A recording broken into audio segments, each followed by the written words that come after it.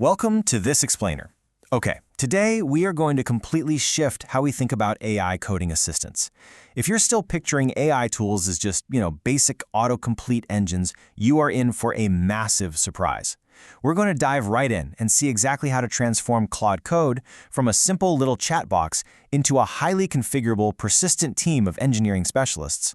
The crazy reality right now is that most developers out there are completely trapped. They're using maybe 10% of Claude Code's actual capabilities.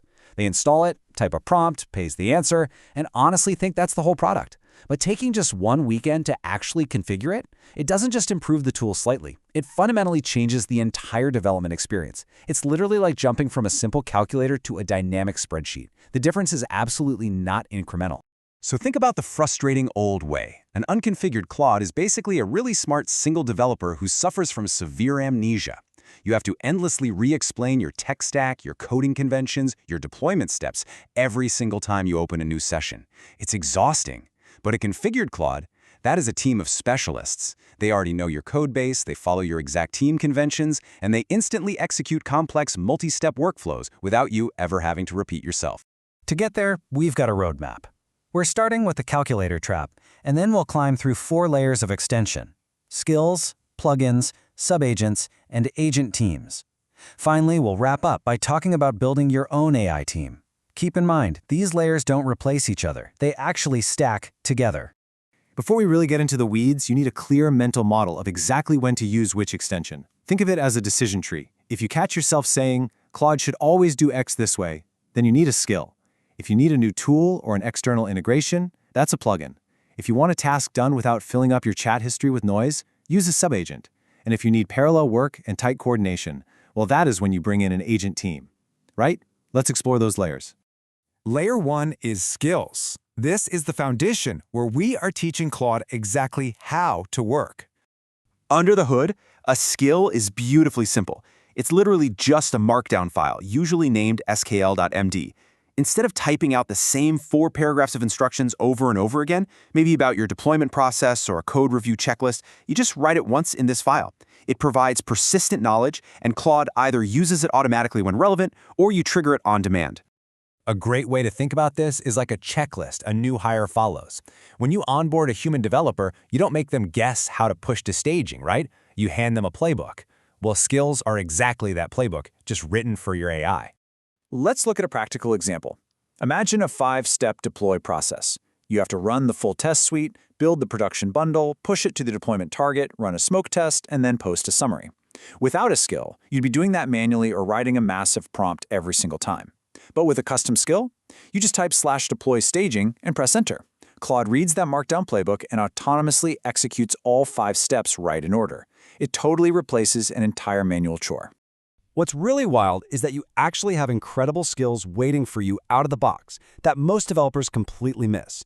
You've got /simplify, which automatically reviews and fixes changed files using parallel agents.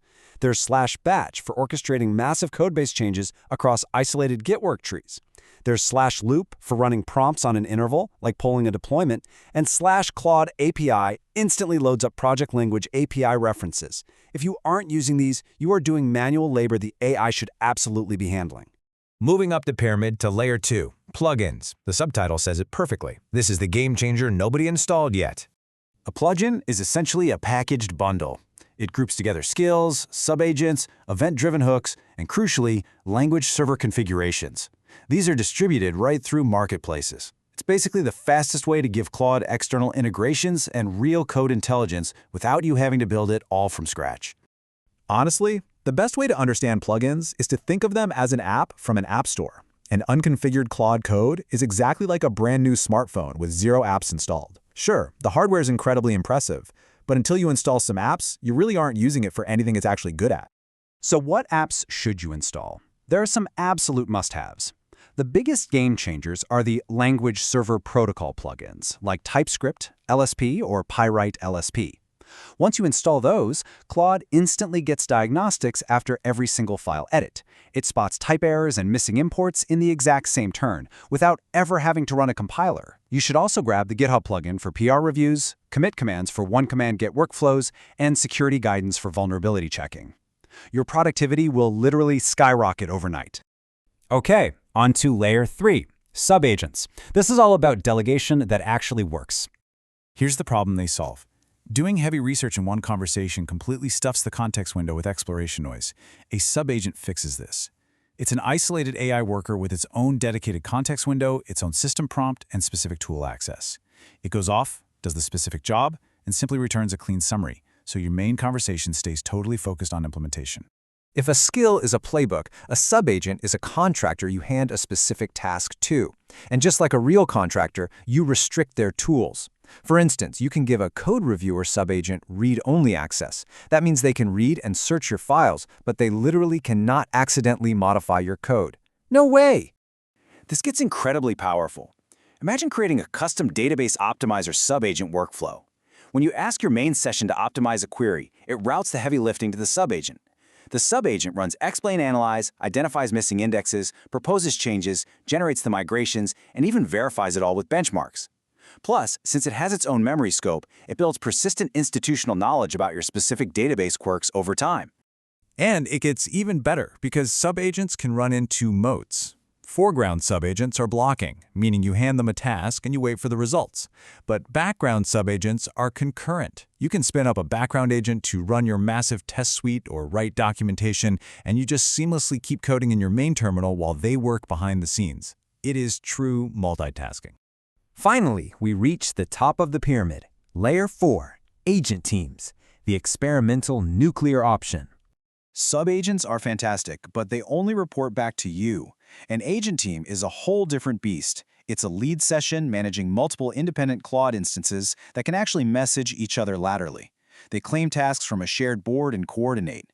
The breakthrough here is that lateral messaging, removing the bottleneck of everything having to pass through you, the human lead. This brings our analogies to a close. An agent team acts like a whole project team. By allowing the AI instances to talk to each other and divide the work, you unlock genuine parallel processing for your most complex coding challenges. So when do you unleash an agent team? You can use them for parallel PR reviews, where one agent checks security, one checks performance, and another checks test coverage simultaneously.